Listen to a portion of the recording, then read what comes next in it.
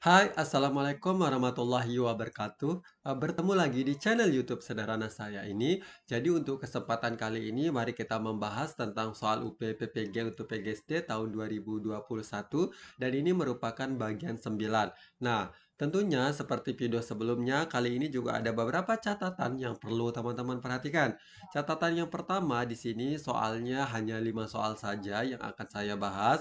Kemudian materinya di sini terkait dia dengan pedagogik dan tentunya mari kita berdiskusi ketika teman-teman menemukan ada kunci jawaban atau pembahasan yang salah. Oke, untuk tidak berlama-lama kita langsung ke soal yang pertama. Nah, untuk soal pertama, soalnya di sini diberikan KD sebagai berikut. Nah, ini KD-nya adalah menjelaskan perbandingan dua besaran yang berbeda, yaitu kecepatan sebagai perbandingan jarak dengan waktu sebagai perbandingan volume dan waktu. Rumusan indikator penunjang yang sesuai dengan KD tersebut adalah A. Menghitung kecepatan jika diketahui jarak. Yang B. Membandingkan kecepatan dua benda jika diantarkan bersamaan. Yang C di sini adalah mendefinisikan kecepatan berdasarkan waktu dan jarak. Sedangkan yang D adalah menentukan peta antara dua kota. Kemudian yang E adalah membandingkan jarak antara dua kota. Nah, untuk soal nomor satu ini kira-kira jawaban yang tepat yang mana? Oke, jadi untuk soal nomor satu ini jawaban yang tepat adalah yang C, yaitu mendefinisikan kecepatan berdasarkan waktu dan jarak.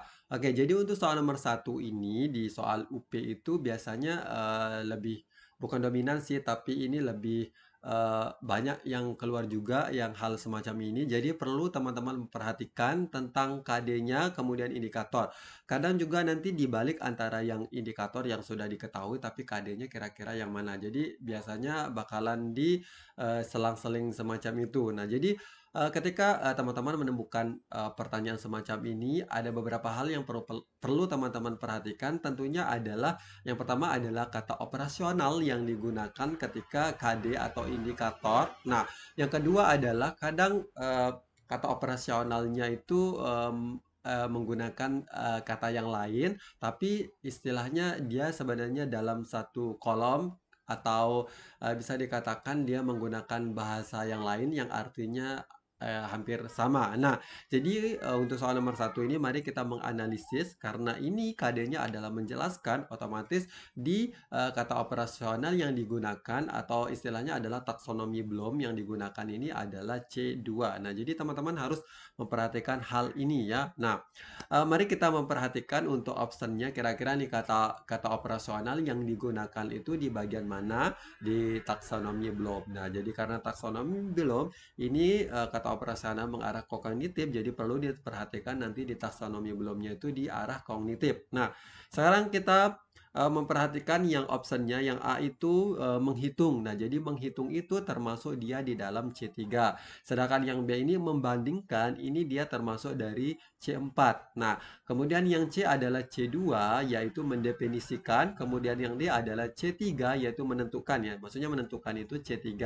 Kemudian yang E adalah membandingkan adalah C4. Nah, karena di sini KD-nya menjelaskan itu kan C4, otomatis nanti kita pilih juga yang C yang mendekati C2-nya. Nah, jadi hal ini perlu teman-teman perhatikan, maka dari itu saya tidak ada salahnya menyarankan teman-teman untuk mendownload taksonomi belum yang paling sering digunakan ketika ada soal semacam ini. Di sini udah saya memaparkan juga bahan kognitif yaitu mengingat untuk C1, kemudian C2-nya adalah memahami, kemudian menerapkan C3, yang C4-nya adalah menganalisis, kemudian yang C5-nya adalah mengevaluasi, kemudian yang C6-nya adalah menciptakan. Nah, jadi eh, ranah semacam ini perlu teman-teman memperhatikan kata operasional yang digunakan. Apabila teman-teman berkenan, sepertinya di video sebelumnya kalau tidak salah di bagian 8 itu udah saya cantumkan linknya, tinggal teman-teman mendownloadnya di sana.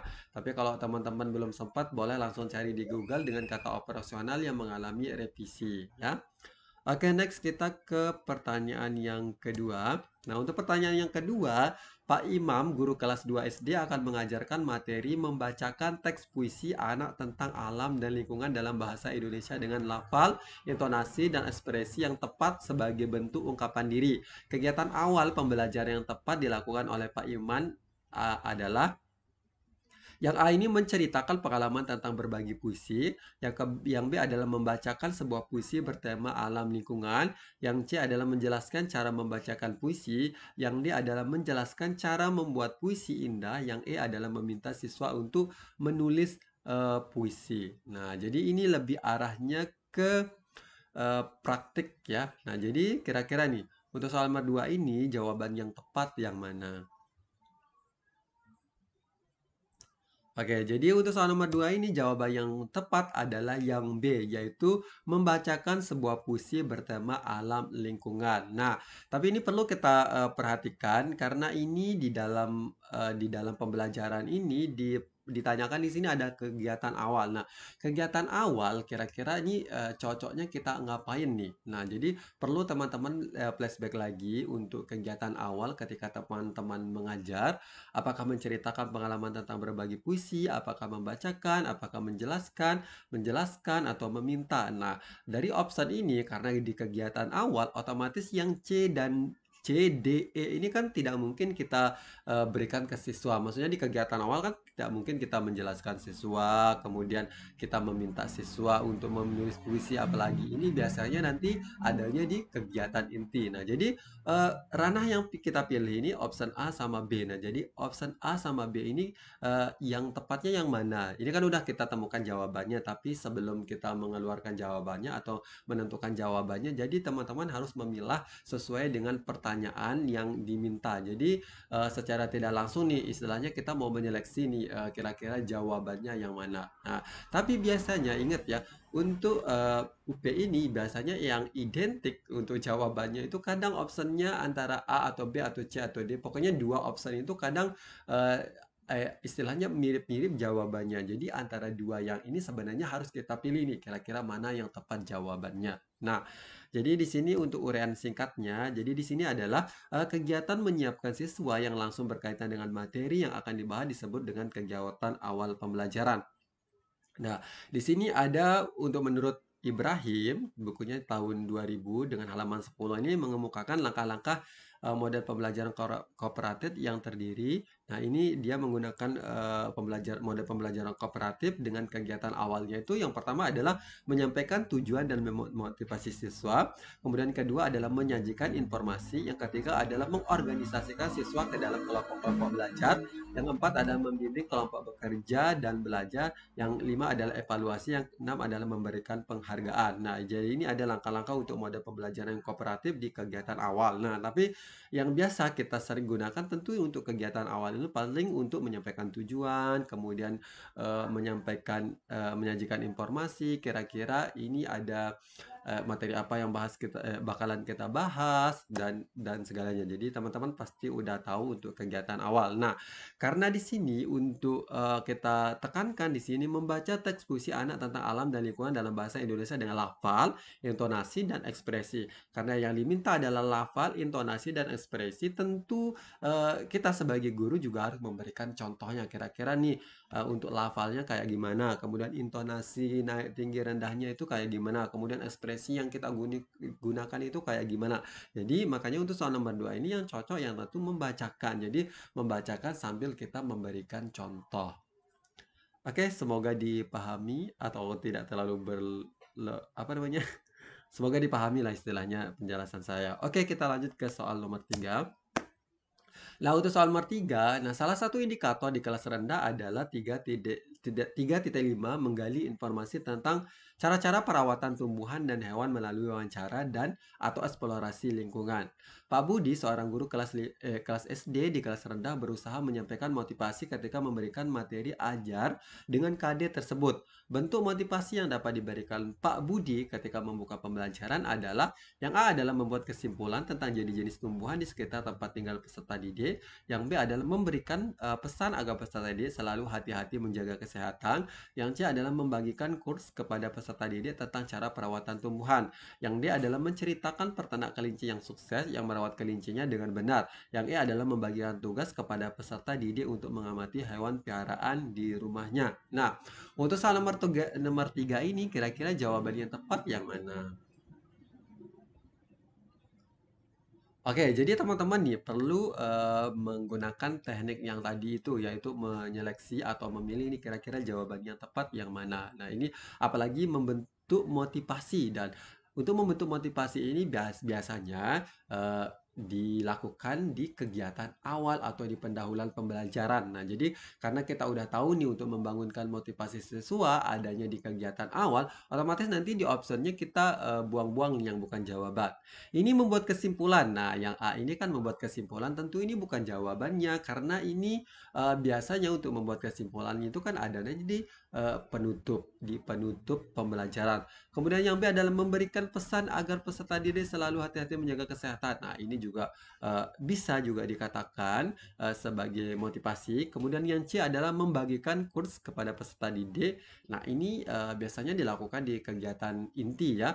Nah, yang dia adalah menceritakan peternak kelinci yang sukses. Nah, ini juga kayaknya termasuk dia di kegiatan awal atau motivasi. Berikutnya yang E adalah membagikan tugas. Nah, apalagi yang E ini kayaknya bukan karena membagikan tugas ini biasanya di kegiatan inti. Nah, maka di sini kita udah pilih nih jawaban yang bakalan kita mau pilih nih, yang antara yang B atau yang D. Nah, jadi kita lari ke motivasi. Nah, kira-kira nih kalimat mana sih yang memberikan motivasi kepada siswa tersebut? Nah, tentunya untuk soal nomor 3 ini pasti jawabannya adalah yang D ya. Oke, jadi jawabannya ini adalah yang D, yaitu menceritakan peternak kelinci yang sukses yang merawat kelincinya dengan benar. Nah, jadi mohon maaf untuk optionnya saya salah ketik. Jadi ini yang tepat adalah yang D, yaitu menceritakan peternak kelinci yang sukses. Oke, di sini kita sedikit uraikan. Sebenarnya ini penambahan doang, yang intinya adalah penjelasan yang tadi, bagaimana cara kita memilih jawaban yang tepat sesuai dengan permintaan pertanyaannya. Nah, jadi di sini motivasi adalah suatu dorongan atau hasrat kemauan yang menggerakkan seseorang bertingkah laku untuk melaksanakan kegiatan belajar dalam rangka mencapai tujuan. Timbulnya kegiatan belajar biasanya didorong oleh sesuatu atau beberapa keinginan, hasrat, kemauan, atau kebutuhan. Berikutnya di sini ada 5 cara untuk meningkatkan motivasi belajar. Ini saya ambil dari ruangguru.com. Jadi yang pertama adalah tingkatkan kualitas guru. Jadi kita nih meningkatkan kualitas guru kita. Mungkin kita bisa meningkatkan strategi mengajar kita, model yang kita gunakan, metode yang kita gunakan, atau trik-trik lainnya lah. Berikutnya adalah maksimalkan fasilitas pembelajaran. Tentu dengan adanya fasilitas yang mendukung, tentu pembelajaran juga semakin menarik dan itu bisa meningkatkan motivasi siswa.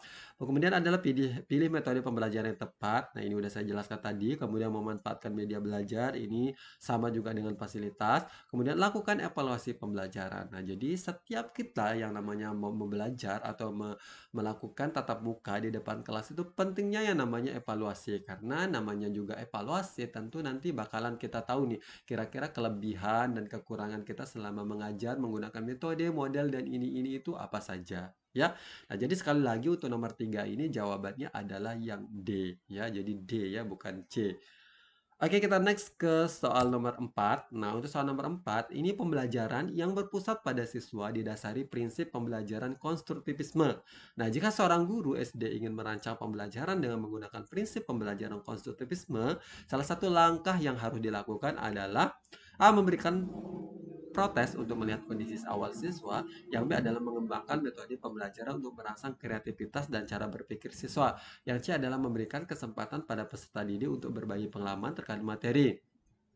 Yang D adalah melakukan penilaian yang berbasis problem solving. Yang E adalah membimbing siswa dalam mengaplikasikan konsep-konsep baru ke situasi yang nyata. Nah, untuk soal nomor 4 ini, kira-kira jawaban yang tepat yang mana?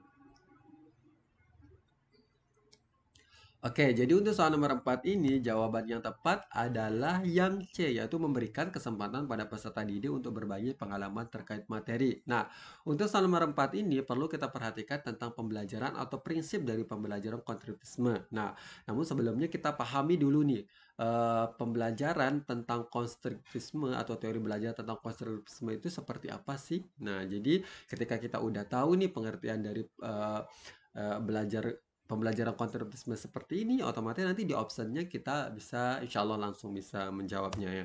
Oke, untuk sekedar mengingat aja, jadi ini teori belajar tentang konstruktivisme adalah sebuah teori pendidikan yang mengedepankan peningkatan perkembangan logika dan konseptual pembelajaran. Nah, di sini juga pada dasarnya kontrapsisme ini mengandung 5 prinsip tentang belajar dan mengajar, yaitu yang pertama adalah pembelajaran telah memiliki pengetahuan awal. Jadi untuk kontrapsisme ini adalah siswa itu sebenarnya sudah memiliki pengetahuan dasar. Nah, jadi pengetahuan dasar ini perlu kita kembangkan, kemudian perlu kita tambah lagi, istilahnya kita pupuk lah. Intinya adalah siswa kalau di teori belajar kontrapsisme ini mereka memiliki pengetahuan dasar dari diri mereka sendiri. Oke, untuk prinsipnya di sini ada 5. Jadi yang pertama ini adalah pembelajaran telah memiliki pengetahuan awal. Kemudian yang kedua adalah belajar merupakan proses pengkonstruksian pengetahuan berdasarkan pengetahuan awal yang telah dimiliki. Kemudian yang ketiga adalah belajar adalah perubahan konsepsi pembelajaran. Yang keempat adalah proses pengkonstruksian pengetahuan berlangsung dalam konteks tertentu. Dan yang kelima adalah pembelajaran bertanggung jawab terhadap proses belajarnya. Nah, jadi di sini yang dipilih adalah salah satu langkah yang harus dilakukan. Nah, jadi tidak ada salahnya kita memberikan kesempatan kepada siswa, bukan tidak salahnya sih karena ini menurut teori konsentrisme. Jadi pengetahuan dasar di anak itu perlu kita tahu juga atau perlu kita pupuk juga atau ya tindak lanjut dan sebagainya.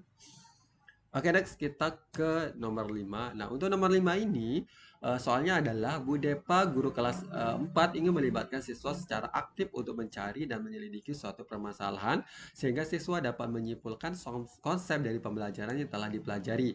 Guru tersebut memiliki atau menggunakan metode diskusi dan menggunakan bahan dari LKPD dengan menggunakan media gambar. Nah, data yang dikumpulkan menunjukkan siswa di kelas tersebut 65% menunjukkan hasil belajar di bawah KKM. Terlihat mereka tidak fokus saat pembelajaran dan diskusi. Nah, dari kasus tersebut, permasalahan yang dihadapi oleh Bu Depa adalah A. Evaluasi yang terlalu sukar, kemudian yang B adalah media yang kurang mendukung, yang C adalah strategi pembelajaran yang kurang sesuai, kemudian yang D adalah pemilihan sumber ajar yang kurang tepat, kemudian yang E adalah materi yang kurang relevan. Nah, sekarang untuk soal nomor 5 ini kira-kira jawaban yang tepat yang mana? Oke, jadi untuk soal nomor 5 ini yang tepat adalah yang C, yaitu strategi pembelajaran yang kurang sesuai. Nah, kenapa sih strateginya yang kurang sesuai? Nah, kalau kita baca nih soal ini sebenarnya guru atau Bu Depa ini kategori guru yang oke ya. Maksudnya ini udah metode udah ditentukan, kemudian LKPD-nya udah disiapkan, kemudian media gambar yang digunakan juga sudah oke. Tapi ini perlu nih, ini kan saya sengaja nih memerahkan teksnya, tapi perlu kita lihat nih, siswa secara aktif untuk mencari dan menyelidiki suatu permasalahan. Jadi ini kan dituntut siswanya aktif, kemudian menyelidiki. Nah, sedangkan yang dilakukan oleh Bu Depa ini hanya maksudnya udah menyiapkan semuanya. Tapi di sini yang diminta adalah siswanya aktif, kemudian mencari sambil menyelidiki. Jadi tentu ini bisa dikatakan bahwa strateginya yang kurang tepat. Model yang digunakan, kemudian metode yang digunakan, media yang digunakan ini kurang tepat. Padahal di sini diminta adalah siswanya itu harus mencari dan menyelidiki. Jadi maka dari itu strateginya yang kurang cocok. Nah, kenapa sih kurang cocok? Jadi ini kita lihat uraiannya ya. Jadi strategi pembelajaran merupakan gabungan dari beberapa rangkaian kegiatan, cara mengorganisasikan materi pelajaran siswa, bahan, peralatan, dan waktu yang digunakan untuk proses pembelajaran dalam mencapai tujuan kegiatan pembelajaran yang telah ditentukan. Nah, di sini juga strategi pembelajaran merupakan cara-cara yang akan dipilih dan digunakan oleh seorang pengajar untuk menyampaikan materi pembelajaran yang bertujuan untuk memudahkan peserta didik menerima dan memahami materi pembelajaran yang pada akhirnya tujuan pembelajaran dapat dikuasainya di akhir kegiatan belajar. Nah, untuk soal nomor 5 ini kira-kira sebenarnya strategi yang digunakan itu kayak gimana? Nah, jadi strategi itu ada beberapa sebenarnya.